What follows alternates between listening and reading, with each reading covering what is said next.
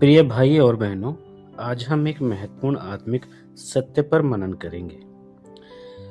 क्या हम पूरे सप्ताह परमेश्वर के सामने लापरवाह जीवन जीकर रविवार के दिन अधिकार से प्रार्थना कर सकते हैं? इन सारे सवालों का जवाब इस पूरी वीडियो में मिलेगा, तो अंत तक बने रहें।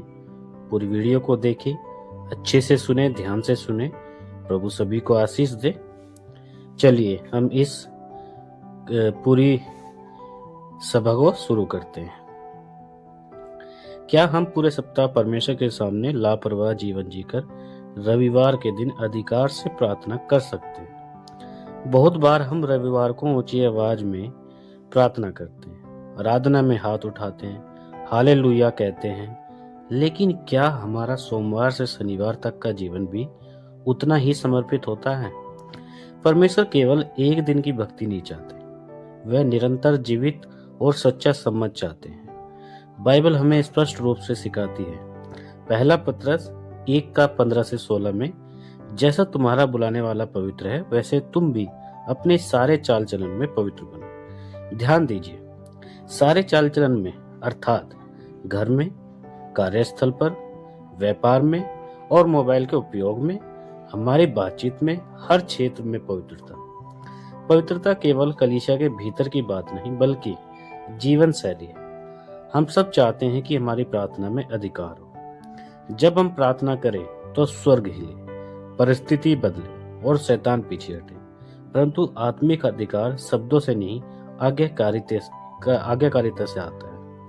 याकूब 5:16, धर्मी जन की प्रार्थना प्रभावशाली और बहुत बलवंत होती है।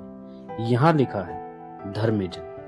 धर्मी वह नहीं जो केवल बाहर से धार्मिक दिखे, बल्कि वह जो भीतर से सच्चा और परमेश्वर की इच्छा में चलने वाला हो।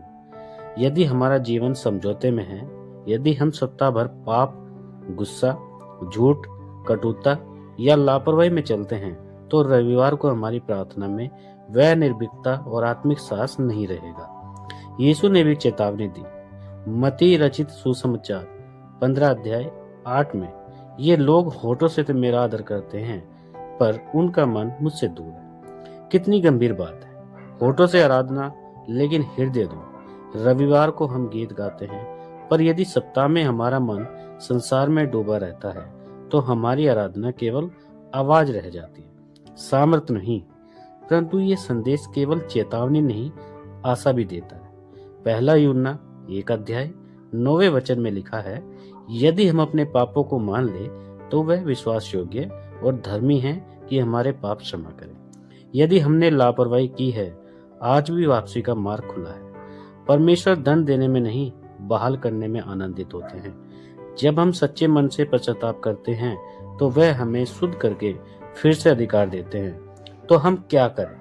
प्रतिदिन प्रार्थना का समय रखें, प्रतिदिन वचन पढ़े, पाप होते ही तुरंत पश्चाताप करें, पवित्र आत्मा की अगुवाई में चले, हर दिन परमेश्वर को प्राथमिकता दे। याद रखिए, रविवार हमारी आत्मिक स्थिति का परिणाम है, कारण नहीं। यदि सप्ताह भर हमारे भीतर आग जलेगी तो रविवार को वह और प्रज्वलित होगी।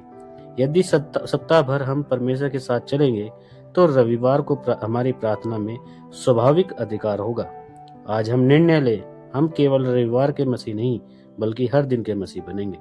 परमेश्वर हमें ऐसा जीवन जीने की सामर्थ्य दे जिससे हमारी प्रार्थना केवल शब्द न रह जाए।